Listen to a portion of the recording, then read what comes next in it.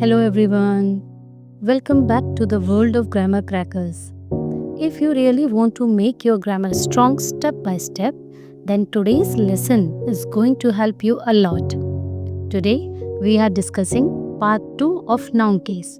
But before we begin, let's quickly revise what we learned in the last video, that is subject and object. Here is a quick revision with the help of the example. First one is Nepal won the match against China. Here we have to find out the subject, verb, direct object and indirect object. I think you know the answer. Yes, let's check. Nepal, that is the subject.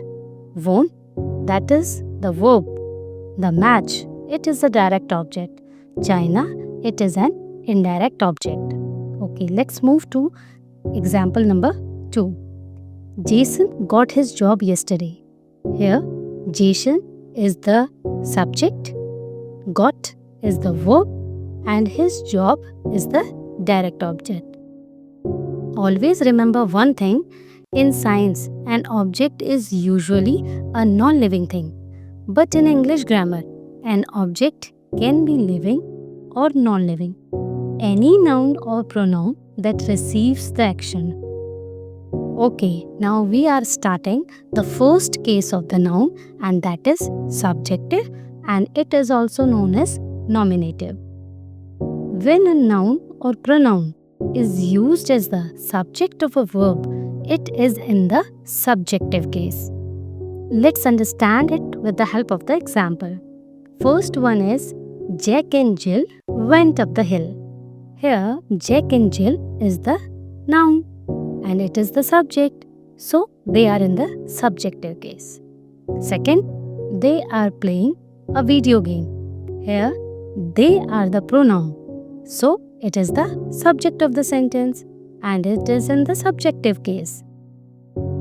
In simple language, जब noun या pronoun sentence में काम करने वाला होता है तब वो subjective case कहलाता है. Now move to next one, that is objective case.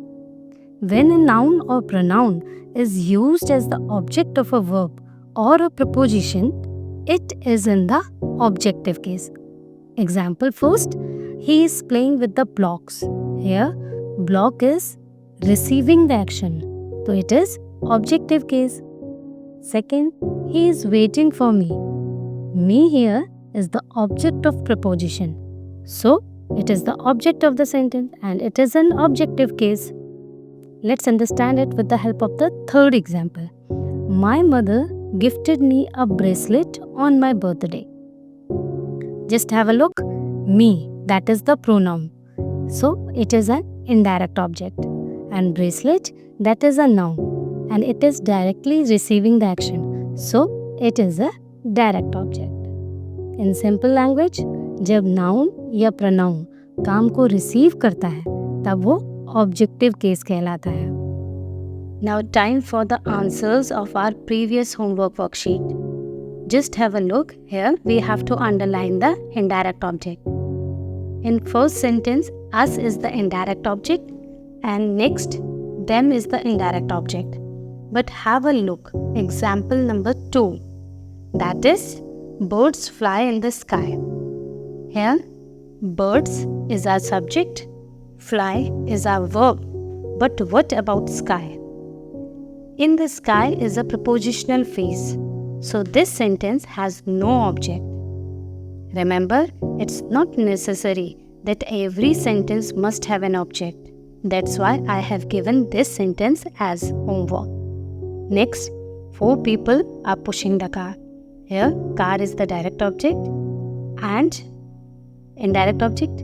Yes, no indirect object is here. So now I think the concept of subjective case and objective case is clear. Now it's homework time. Identify the nouns in the following sentences and state their kinds. Not kinds, but cases.